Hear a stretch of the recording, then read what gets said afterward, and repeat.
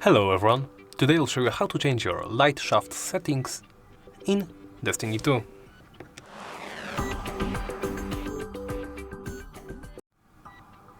Let's begin by opening the game options menu.